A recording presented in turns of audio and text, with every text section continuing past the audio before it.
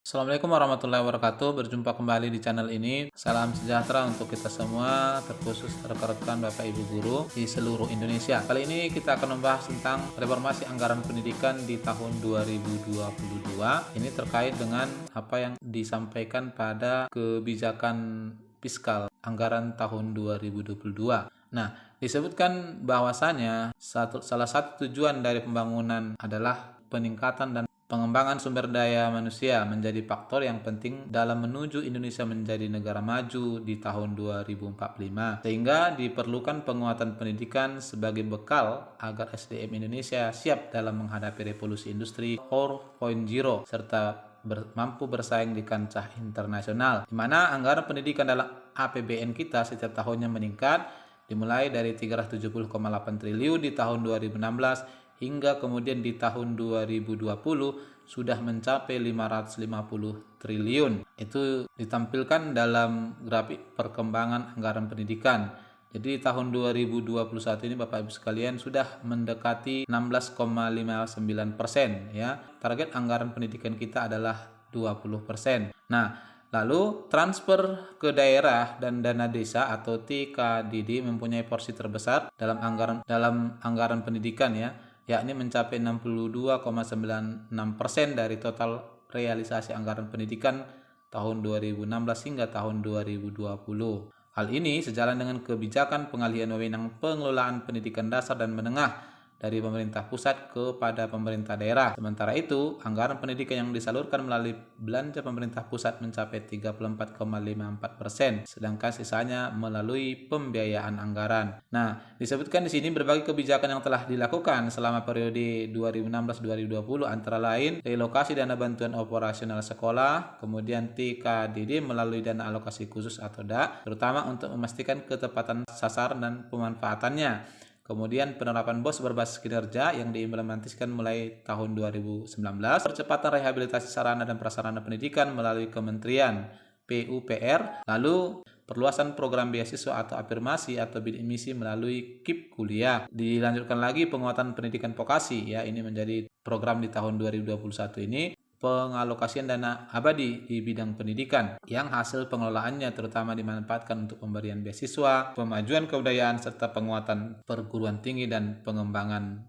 riset. Nah, itulah program yang sudah dijalankan oleh pemerintah, termasuk juga di sini ada disebutkan program Indonesia Pintar, ya, yang sudah mencapai 20,1 juta siswa per tahun. Kemudian bidik misi, ya, 550 triliun yang telah dialokasikan tahun 2021 antara lain diarahkan untuk meningkatkan mutu hasil pendidikan melalui peningkatan skor program for International Student Assessment atau PISA. Ya, ini menjadi dasar dalam penentuan kualitas termasuk dalam penguatan pendidikan anak usia dini. Jadi ini akan tetap dilanjutkan Bapak Ibu sekalian. Ini adalah anggaran pendidikan tahun 2021, ya. Ini sebagai realisasinya. Nampak di sini belanja pemerintah pusat, transfer ke daerah dan dana desa meliputi DTU yang diperkirakan untuk anggaran pendidikan 156,6 triliun, kemudian dana transfer khusus 135,1, DA fisik 18,3, kemudian dan DA non fisik 116,8 triliun. Nah, dengan adanya DA non fisik ini di tahun 2021 ini memang masih dikelola oleh pemerintah daerah. Nanti kita akan lihat apakah di tahun 2022 seperti yang kita harapkan bersama, adanya penggabungan Kementerian Pendidikan dengan riset, ya, akankah dana sertifikasi yang masuk DA non fisik itu akan dikelola oleh pemerintah pusat, ya. Kemudian di sini ada DID untuk mendukung digitalisasi pendidikan sehingga total anggarannya adalah 550 triliun dan dipresentasikan sudah mencapai 20% dari total anggaran negara. Karena belanja di tahun 2021 itu adalah 2.750 triliun Bapak Ibu sekalian. Nah, sementara anggaran pendidikan tahun 2021 melalui TKDD dialokasikan sebesar 299,1 triliun dengan rincian perkiraan dana transfer umum sebesar 156,6 triliun. Ya, ini barangkali tidak perlu kita bahas. Kita akan lihat poin-poin pentingnya saja. Lalu tantangan pembangunan bidang pendidikan. Nah, anggaran pendidikan sebesar 20% APBN sudah dialokasikan sejak 2009, ya, itu betul, ya. Namun di sini disebutkan pemerintah bahwa kualitas SDM Indonesia masih jauh dari apa yang diharapkan. Acuannya adalah ini skor yang disampaikan oleh Visa. Kita lihat lagi. Nah, ini adalah perbandingan Human Capital Index beberapa negara. Indonesia ini nilainya masih 0,54 ya, masih jauh. Singapura yang paling tinggi ini nilainya 0,88. Dibahas juga di ini, kita coba lihat yang lain. Poin-poin penting di pendidikan tahun 2022. Di sini disebutkan juga masalah sarana prasarana ya. Ini adalah kondisi ruang kelas menurut jenjang pendidikan data tahun 2020. Nah, di sini yang baik ini warna biru tua ya. Rusak ringan biru muda, rusak sedang hijau, kemudian rusak berat dan total itu warna kuning. Ditampilkan pemerintah seperti ini. Anggaran dialokasikan untuk rehabilitasi. Sementara untuk perbandingan angka partisipasi kasar untuk PAUD ini Indonesia ya masih sangat rendah. Jadi kebanyakan anak-anak Indonesia itu masih belum mengikuti pendidikan PAUD untuk masuk SD, sehingga di tahun 2022 ini akan diperkuat kembali. Nah, di sini juga ditampilkan pengangguran lulusan SMK dan akademi atau diploma nih 2014 kemudian sampai 2019 1,7, persentasenya 24,23. Artinya begitu tamat masih banyak yang belum langsung mendapatkan pekerjaan. Nah, ini adalah aspek penting dalam keberhasilan sistem pendidikan vokasi ya. Ini adalah program di tahun 2021 dari Kemendikbud. Di tahun 2022 juga akan kembali dilanjutkan. Dan di sini dibahas juga kompetensi guru di Indonesia yang harus memang terus ditingkatkan. Disebutkan pemerintah secara konsisten terus-menerus mendorong peningkatan kinerja dan kompetensi guru, antara lain dengan pemberian insentif berupa tunjangan profesi.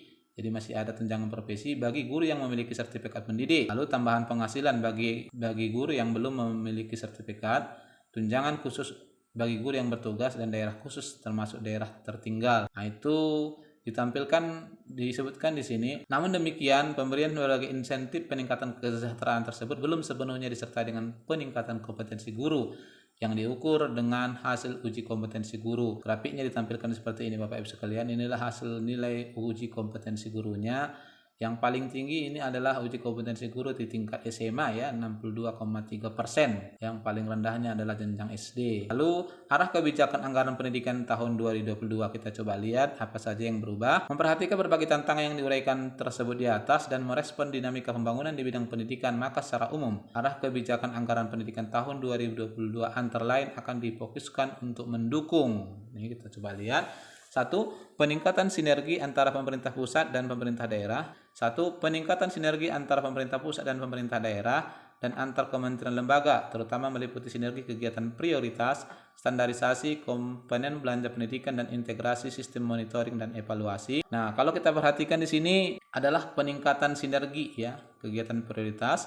Lalu nomor 2, penguatan penyelenggaraan PAUD antara lain melalui penguatan dukungan anggaran BOP PAUD dan dana desa. Tuh. Yang ketiga Bapak Ibu sekalian, pemerataan kualitas sarana dan prasarana pendidikan dengan mempercepat rehabilitasi sarana prasarana antara lain melalui Kementerian PUPR dan pengembangan platform pembelajaran berbasis TIK. Keempat, peningkatan kompetensi dan profesional guru antara lain melalui program sertifikasi berbasis kompetensi, mendorong penerapan remunerasi dan jenjang karir berbasis kinerja dan penguatan program Merdeka Belajar. Lalu yang kelima disebutkan di sini, penguatan pendidikan vokasi antara lain melalui perbaikan kurikulum dengan memperbanyak muatan teknis, standarisasi mutu melalui pengajaran yang hibrid, pengembangan riset dan inovasi dengan kerjasama industri, serta penguatan dukungan operasional pendidikan sekolah, pendidikan vokasi. Dan yang terakhir Bapak Ibu sekalian adalah penguatan investasi pemerintah di bidang pendidikan, antara lain untuk mendukung perluasan program beasiswa, pengembangan inovasi dan adopsi TIK, pengajuan kebudayaan dan penguatan perguruan tinggi kelas dunia.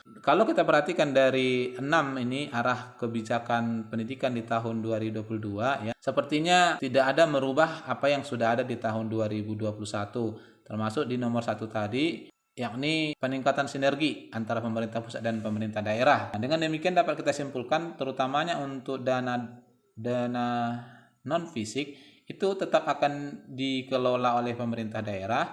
Dengan demikian Bapak Ibu sekalian, maka tunjangan profesi guru tetap akan dibayarkan oleh pemerintah daerah ya. Jadi transfer dari pusat ke pemerintah daerah, yang mana pembayarannya kembali bergantung kepada Pemda. Dengan demikian maka secara garis besarnya untuk pembayaran tunjangan sertifikasi profesi guru di tahun 2022 ini masih akan tetap menggunakan sistem triwulan ya.